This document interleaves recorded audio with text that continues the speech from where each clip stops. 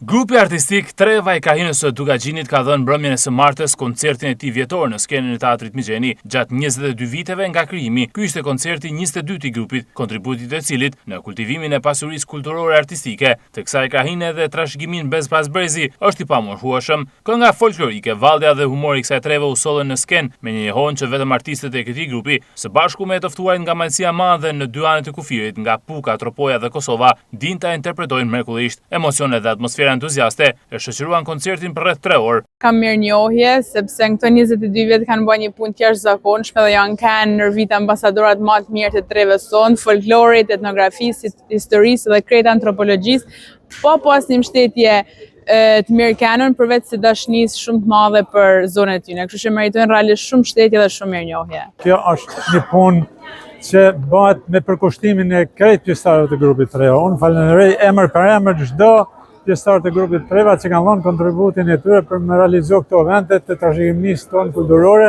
me një gjithë përfshirje nga Treva Dugaxhinit, Puka, Malësia e Madhe dhe deri te Malësia e Tuzës. Ndërsa për të ftuarën nga Malësia e Madhe, lahutaren Lëmturie Nonaj, pjesëmarrja ishte veçantë veçanërisht pas pranimit të lahutës në listën e trashëgimisë kulturore të UNESCO.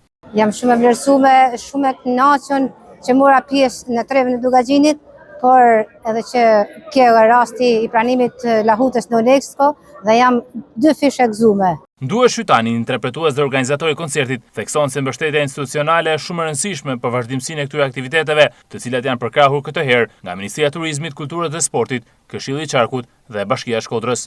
Në qoftë se do të vazhdojnë kjo mbështetje, ky ansambël do të lullëzojë edhe më shumë, do të ketë më shumë vlera, do të ketë më shumë gërmime, do me thonë folklorike, qoftë në etnografi, qoftë në rite folklorike të shkuara dhe ne në këtë drejtim ju jemi shumë mirë. Programi i këtij koncerti përfshinte 25 këngë, valle dhe pjesë të tjera artistike.